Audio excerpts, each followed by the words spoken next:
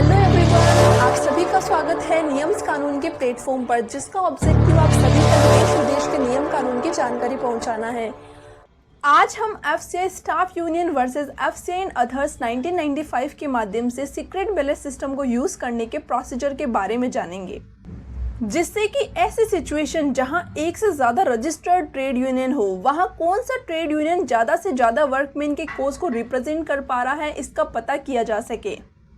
आइए सेशन को शुरू करने से पहले आज के सेशन को समझने के लिए कुछ कॉन्सेप्ट्स जान लेते हैं। सबसे पहले जानते हैं कि सीक्रेट बैलेट सिस्टम क्या है। ये ट्रेड यूनियन द्वारा इलेक्शंस के लिए यूज किया जाने वाला वोटिंग मेथड है, जिसमें वोटर्स की पहचान दिखाए बिना उनके द्वारा ट्रेड यूनियन को वोट दिया जाता है, जिससे कि जब एक से ज़्यादा रजिस्टर्ड ट्रेड यूनियन हो तो ये पता किया जा सके कि कौन सा ट्रेड यूनियन ज़्यादा से ज़्यादा वर्कमैन के कोज को रिप्रेजेंट कर पा रहा है। अब चलिए दूसरा कॉन्सेप्ट समझते हैं कि कलेक्टिव बार्गेनिंग क्या है। तो कलेक्टिव बार्गेनिंग एक प्रोसेस है जिसमें वर्कमैन को रिप्रेजेंट करने वाले ट्रेड यूनियन और एम्प्लॉयर के बीच वर्कमैन की टर्म कंडीशंस, जिसमें वर्कमैन की salary, job conditions, holidays, safety policies इत्यादि के बारे में नेगोशिएशंस होता है। तो अब आप सोचिए कि अगर एक इंडस्ट्री में एक से ज़्यादा ट्रेड यूनियन है तो किस ट्रेड यूनियन के साथ एम्प्लॉयर नेगोशिएशंस करेंगे। कुछ स्टूडेंट्स सोच रहे होंगे कि किसी के साथ भी कर लेंगे, क्या फ़र्क पड़ता है। तो हम आपको बता दें कि जब दोनों ही रजिस्टर्ड ट्रेड यूनियन है और किसी एक के साथ नेगोशिएशंस हो जाता है तो इसकी कोई श्योरिटी नहीं है कि दूसरे ट्रेड यूनियन को नेगोशिएशन से जो टर्म कंडीशन सेट हुई है वो पसंद आए ही, जो कि आगे चल के विवाद का कारण बन सकता है। तो प्रेजेंट केस में भी इसी विवाद को रोकने के लिए trade union supreme court approach करते हैं।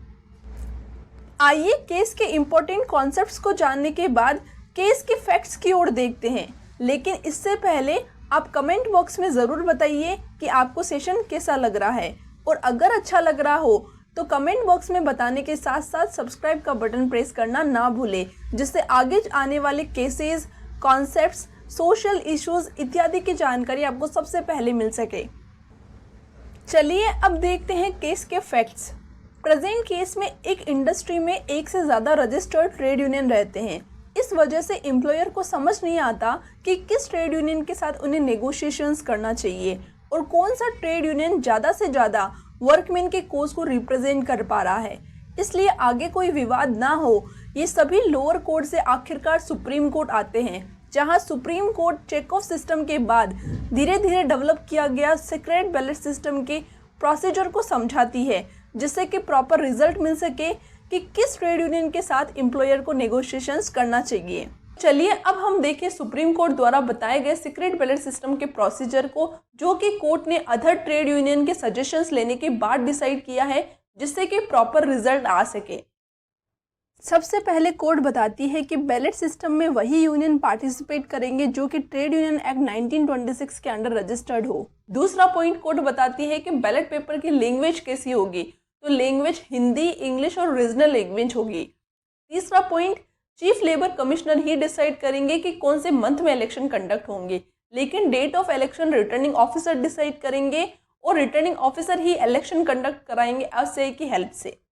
यानी कि यहाँ पे जो मेन काम है वो रिटर्निंग ऑफिसर को ही दिया गया है, कई सारी जिम्मेदारियां रिटर्निंग ऑफिसर को दी गई है। फोर्थ पॉइंट कोर्ट बताती है कि इलेक्शन का स्केड्यूल भी रिटर्निंग ऑफिसर एफसीआई के साथ कंसल्ट करके नोटिफाई करेंगे। यानी कि यहाँ पे मेन रोल जो एफसीआई के लिए ये सब कुछ हो रहा है, इस वजह से यहाँ पे एफसीआई का भी एक मेन रोल है। फिफ्थ पॉइंट कोर्ट देती है कि पोलिंग असिस्टेंट सेलेक्ट होंगे एफसीआई के मेंबर्स के बीच में से, और एफसीआई के मेंबर में से पोलिंग असिस्टेंट को सेलेक्ट कौन करेगा, तो रिटर्निंग ऑफिसर ही करेंगे। सिक्स्थ रीजनिंग में मेजोरिटी जजेस बताते हैं कि रिटर्निंग ऑफिसर की जिम्मेदारी है कि वो एफसीआई को डायरेक्ट करे ऐसे लिस्ट बनाने के लिए एम्प्लॉयर्स की, जो कि एफसीआई रेगुलेशन एक्ट के अंडर कैटेगरी 3 और 4 के अंदर आए। सेवंथ पॉइंट में कोर्ट बताती है कि एफसीआई वोटर लिस्ट और नोटिस बोर्ड को अदर विजिबल प्लेसेस में लगाए, जिससे कि अगर किसी को कोई भी इशू हो तो वो रिटर्निंग ऑफिसर के सामने अप्रोच कर सके। अब हमने देख लिया कि पोलिंग किस तरीके से होगी। चलिए अब हम देखते हैं कि पोलिंग के बाद का क्या प्रोसीजर होगा। पोलिंग के बाद का जो फेयर प्रोसीजर है वो भी सुप्रीम कोर्ट ने बताया है। उसमें सबसे पहले कोर्ट बताती है कि बैलेट बॉक्स ओपन होंगे और बैलेट बॉक्स की जो काउंटिंग है वो रिटर्निंग ऑफिसर करेंगे हर यूनियन के रिप्रेजेंटेटिव के सामने। और इसके बाद में जब यहाँ पे प्रॉपर रिजल्ट आ जाएगा इलेक्शन का, तो इसकी रिपोर्ट CLC यानी कि चीफ लेबर कमिश्नर को सबमिट की जाएगी। और यहाँ पे पूरा प्रॉपरली इलेक्शन खत्म होने के बाद में कंटेस्टिंग यूनियन के पास अधिकार रहेगा उस इलेक्शन को चैलेंज करने का। CLC के सामने सबसे पहले इसको चैलेंज किया जाएगा और CLC को ये ड्यूटी रहेगी कि 30 दिनों के अंदर अंदर उसको सुने और डिस्पोज कर दे।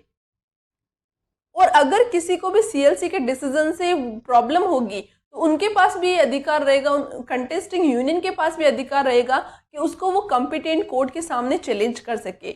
यही सब पॉइंट बताते हुए कोर्ट आखिरकार बोलती है कि ये सारे प्रोसीजर को फॉलो करने के बाद में एक प्रॉपर रिजल्ट आएगा जिससे पता चलेगा कि कौन सा यूनियन रिप्रेजेंटेटिव कैरेक्टर रख रहा है। तो उम्मीद करते हैं कि आपको भी इस केस में क्लैरिटी हुई होगी। तो और ऐसे सेशंस के लिए आज ही हमारे चैनल को सब्सक्राइब कीजिए। Thank you.